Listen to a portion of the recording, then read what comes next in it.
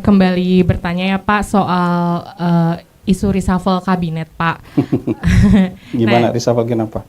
Nah ini tuh sebenarnya apakah akan terjadi Pak setelah momentum kemerdekaan, peringatan kemerdekaan dan juga khususnya setelah pemberian amnesti ke Sekjen PDIP, apakah PDIP juga akan bergabung ke dalam pemerintahan?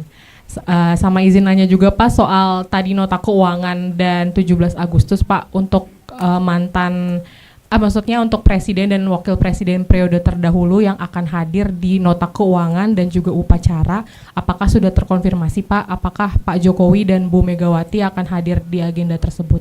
Terima kasih. Oke, silakan. Baik teman-teman, soal reshuffle ini setiap minggu muncul ya. Pertanyaan soal reshuffle walaupun juga sudah dijawab beberapa kali. Jadi tugas para pembantu presiden adalah menjalankan perintah presiden untuk menjalankan amanah-amanah yang diberikan oleh presiden, bukan berspekulasi. Ya. Itu yang dikerjakan oleh para pembantu presiden termasuk di kantor komunikasi kepresidenan. Reshuffle ini hanya terjadi kalau diumumkan oleh presiden. Jadi selama tidak diumumkan oleh presiden, tentu kita tidak perlu berspekulasi untuk itu. Mari kita fokus saja bekerja, menjalankan perintah-perintah dari presiden dan menjalankan program-program pemerintahan.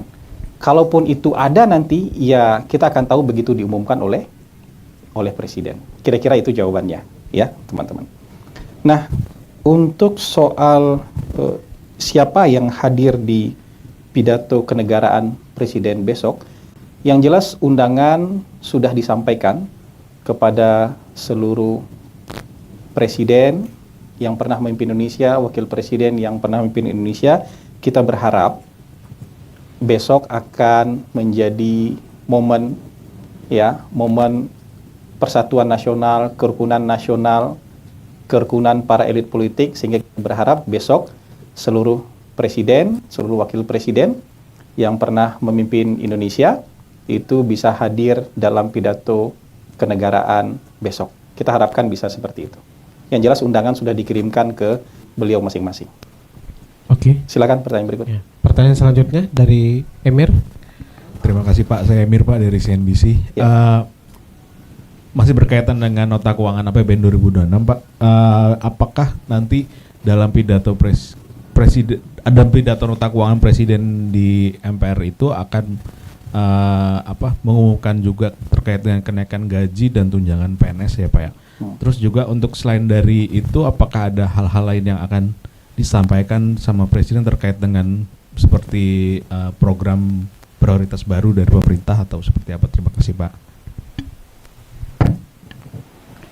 Ya, kita harus belajar disiplin ya. Disiplin menunggu sesuatu itu sampai waktunya. Jadi mungkin kita tidak biasakan berikan bocoran A1, A2 atau A3 kepada teman-teman. Yang jelas kita tunggu besok pidato presiden. Dalam nota keuangan tentu kita bisa melihat besok dengan cukup terang bagaimana postur APBN kita dan apa-apa saja program prioritas yang akan disampaikan oleh presiden. Saya minta maaf karena kita harus disiplin nih. Jadi kita tunggu besok pidato presiden. Kalau dibocorkan hari ini, gitu ya. Jadi pidato presiden besok itu kita nikmati pada waktunya, kita tonton pada waktunya sampai presiden menyampaikan dua pidato tersebut. Mohon maaf, tidak bisa dibocorkan. Ya, terima kasih. Oke, baik Ya. Pak. Selanjutnya ke Pak Akbar soal data dari pembukaan lapangan kerja ya. Silakan Pak Akbar. Tes. Izin Bang Hasan mau bertanya pertama tentang terkait Partai Buruh ya Bang Hasan. Kan Partai Buruh sempat meragukan data pembukaan lapangan kerja di sektor manufaktur. Sementara kemarin BPS juga mengatakan bahwa investasi sebenarnya sudah tumbuh paling tinggi di beberapa tahun terakhir. Jadi bila merujuk data BPS, berarti pembukaan lapangan kerja ini sebenarnya ada di sektor mana? Ya. Apakah fokus investasi masih di sektor padat modal atau sebenarnya sudah mulai merujuk ke padat karya? Terus yang kedua terkait tata kelola royalti di WAMI, kan sebenarnya sudah beberapa kali dikeluhkan pegiat seni. Kalau dari pandangan istana nanti untuk pengawasan dari tata kelola royalti ini ke depan, apakah nanti akan ada lembaga nantinya yang bakal mengawasi ini? Itu aja sih. Terima kasih. Baik, silakan. Baik, kalau tidak percaya atau meragukan data, silahkan kita berdebat untuk menyajikan data yang lain. Jadi tidak hanya pakai perasaan. Jadi ada data juga yang disandingkan supaya kita bisa diskusikan soal data itu. Yang tidak bisa dilanjutkan diskusinya itu biasanya data diadu dengan perasaan. Jadi kita akan sulit untuk untuk mendiskusikannya. Satunya pakai perasaan, yang satunya pakai data. Yang jelas dari BPS, sektor industri tumbuh sekitar 5,6%. Kemudian juga investasi tumbuh sekitar 6,9%. Ini yang menjadi pengungkit pertumbuhan kita. Nah, lapangan kerja yang dimunculkan dari sektor investasi sejauh ini tentu nanti akan bertambah.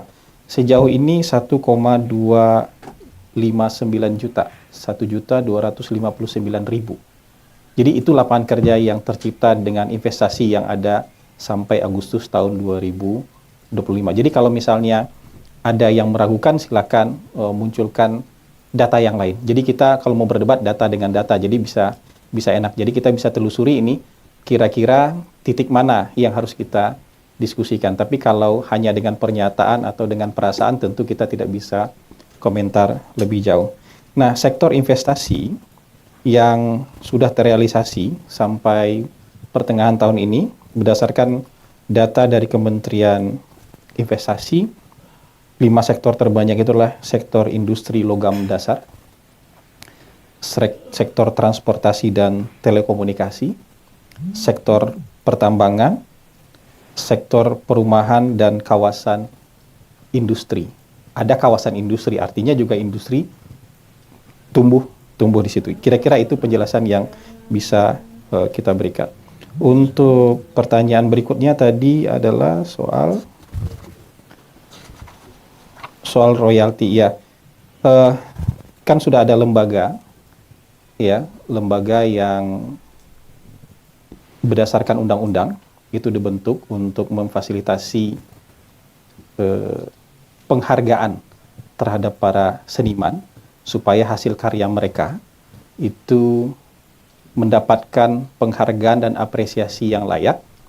Dan mungkin nanti yang perlu kita lihat ke depan adalah harus ada dialog dan proses komunikasi supaya juga saling menguntungkan. Jadi ada win-win solution, ada solusi yang baik untuk para seniman, ada solusi yang baik juga untuk para pengelola hotel, restoran, tempat hiburan, ada solusi yang baik juga untuk masyarakat. Jadi tentu proses dialog ini kan belum final ini. Proses dialog ini tentu akan terus dilanjutkan dan mencari jalan keluar yang terbaik. Tentu nanti akan ada mungkin dari Kementerian Ekraf, Kementerian Hukum, ya, dan stakeholder yang terkait yang akan membicarakan ini lebih lanjut supaya ada win-win solution. Tapi yang jelas kan penghargaan terhadap seniman itu juga harus dipikirkan, ya.